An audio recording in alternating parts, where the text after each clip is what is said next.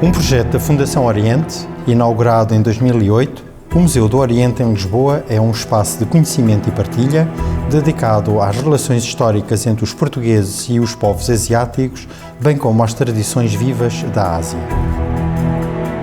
Sejam bem-vindos ao Museu do Oriente.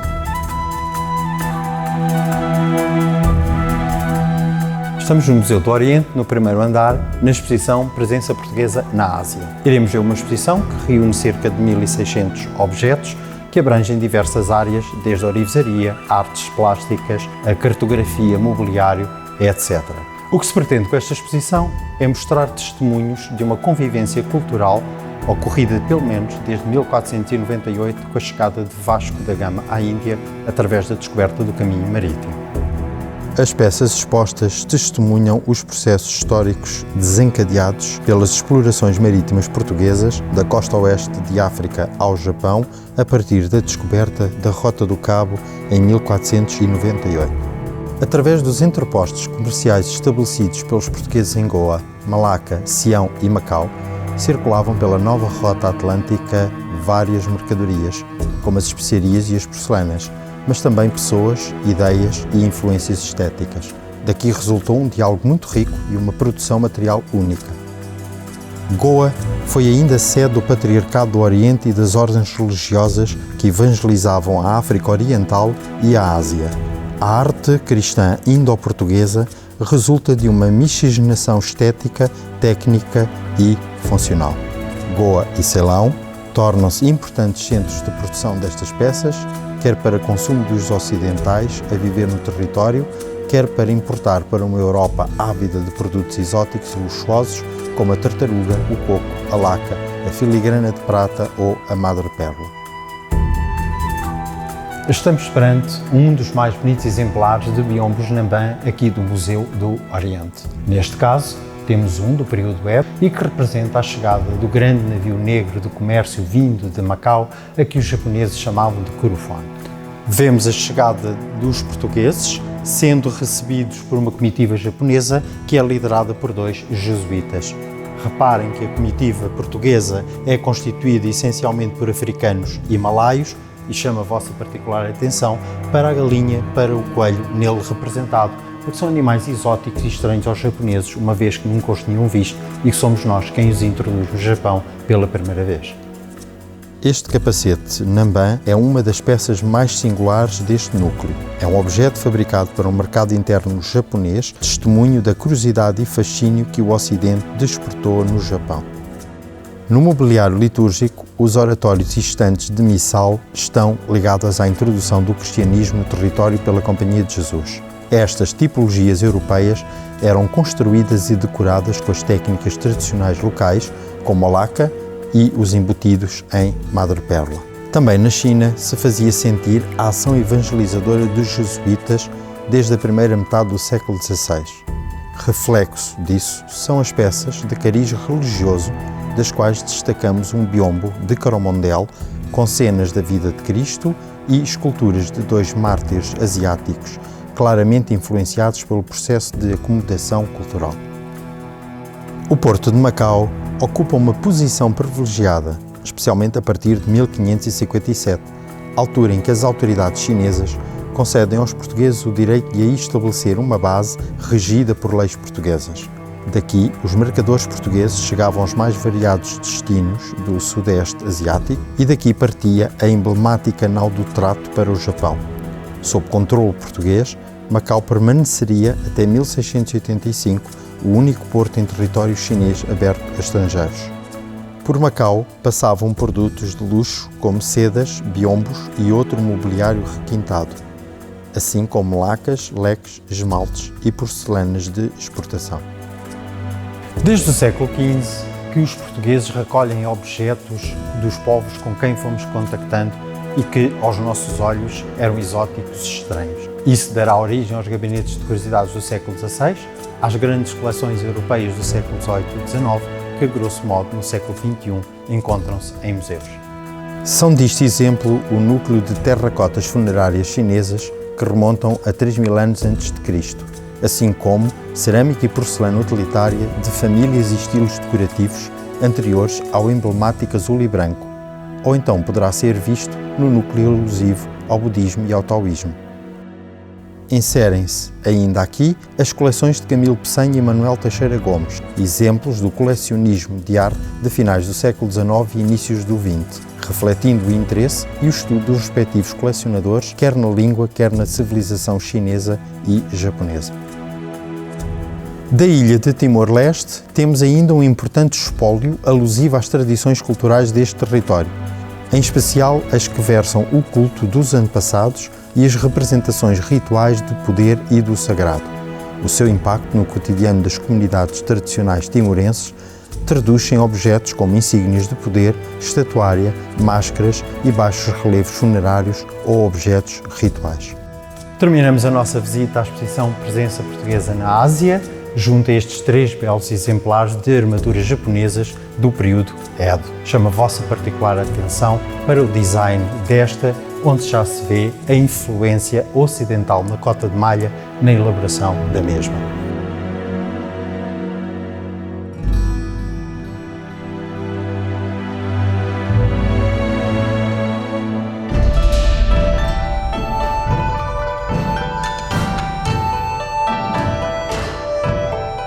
Estamos no segundo andar do Museu do Oriente com a exposição Ópera Chinesa. Esta exposição faz parte da coleção Cocon, que é considerada uma das 10 melhores e maiores coleções do mundo de arte asiática, quer cênica, quer performativa. Através dos atores, dos palcos, através dos acessórios ou dos repertórios, queremos dar-vos a conhecer o maravilhoso mundo da ópera chinesa. Ao contrário do que estamos habituados no Ocidente, a ópera chinesa é um espetáculo popular, conhecido e assistido por todo o tipo de público. Com origens que remontam a finais do século XI, a ópera chinesa atingiu o seu auge e consolidou a sua forma a partir da dinastia Yuan no século XIII. Sempre se realizou em palcos montados ao ar livre, em praças, vai incorporando ao longo dos séculos outras expressões performativas como ritos e danças propiciatórias e exorcistas, acrobacias, baladas e récitas orais ligadas a entretenimentos populares de rua e rituais religiosos.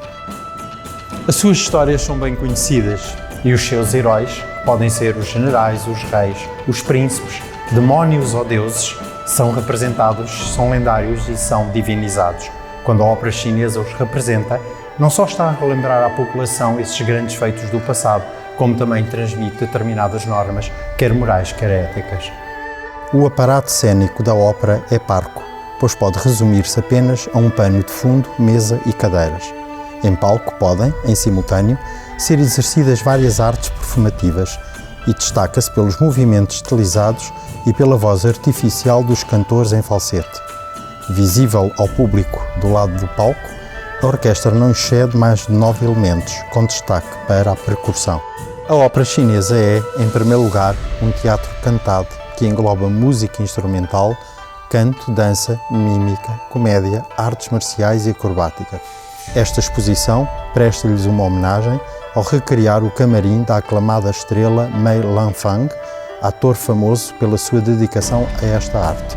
Ele próprio aprendeu a pintar para ter a capacidade de representar personagens pintores, treinava horas a fio a voz e expressões faciais e desenhou muitos dos trajes que usou, chegando a conceber um de bambu para facilitar o arejamento do suor.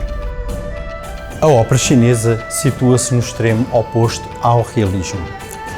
Assenta essencialmente em 4 personagens, o que não quer dizer que não haja mais. Estas personagens, através da rigidez dos seus gestos, através da cor das suas maquilhagens ou através da fluidez dos seus trajes, não representam uma ideia individual nem uma pessoa que pensa por si, ou seja, individualmente, mas antes representam um arquétipo de toda uma classe social ou ideológica. Olhemos, por exemplo, para a Dan. Vai representar toda a categoria das personagens femininas. Pode ser uma jovem cortesã, pode ser uma princesa, pode ser uma imperatriz, pode ser uma jovem de uma família reconhecida, como também pode ser uma camponesa. Já o Jing é um arquétipo que representa todo um grupo que é austero, toma decisões sábias. Pode ser um general, como também pode ser um juiz. Reparemos, por exemplo, no Shu, que pertence àquela categoria do brincalhão, do palhaço. Não só serve para descomprimir dando conselhos, mas é um pouco como se fosse a voz da verdade ou a voz da mentira, depende da inclinação que o personagem possa ter. Já o Shang vai caracterizar todas as personagens masculinas, que pode ser um jovem, pode ser um guerreiro, pode ser um idoso. A caracterização permite identificar as personagens logo que entram em palco. Traje, maquilhagem e acessórios como perucas, tocados, barbas e chapéus distinguem de imediato as princesas das camponesas, os heróis dos vilões, os deuses dos humanos. A aplicação da maquilhagem é outra arte que os atores devem dominar. Desta forma, as cores usadas obedecem também a um código próprio e deixam antever a psicologia das personagens, inspirando a empatia ou aversão do espectador. O encarnado simboliza a retidão e a coragem, o azul a astúcia e a determinação, o preto a lealdade, o branco a maldade, o verde a crueldade. O vasto repertório da ópera inclui comédias satíricas, histórias de amor, peças históricas e mitos fundadores da China. Através de todas estas atuações artísticas, é possível perceber as várias funções da ópera na cultura e sociedade chinesas. A crítica de costumes, a exaltação das virtudes guerreiras e morais, inspirar o temor aos deuses, a transmissão da sabedoria dos antepassados. A exposição apresenta-nos 4 das suas mais célebres histórias: a viagem ao Ocidente, a lenda da Serpente Branca, o pavilhão da Aula Oeste, romance dos Três Reinos. Destacamos ainda os teatros religiosos de exorcismo, Nuoshi e Dixi, realizados sobretudo nas comunidades rurais, no Ano Novo, na construção de uma nova casa ou em situações de calamidade. A variedade de objetos expostos demonstra a transversalidade e popularidade do património narrativo da ópera na sociedade chinesa. As suas personagens figuram em peças de porcelana doméstica, brinquedos de crianças, recortes de papel de Ano Novo, cartazes e gravura. Os discos de vinil tornaram-se outra forma de difundir estas histórias, sendo a Fundação Oriente detentora de uma grande e rica coleção deste legado cultural.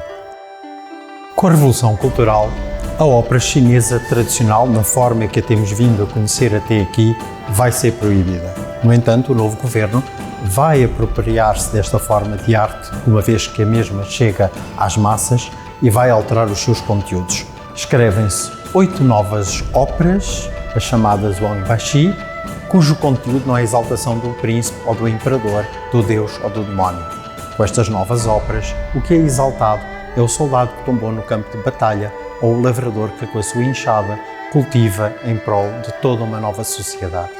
A partir de 1976, a ópera chinesa vai conhecer um novo ressurgimento e hoje, com o novo folclore importado pelas novas gerações, é considerada uma embaixada cultural da China em todo o mundo.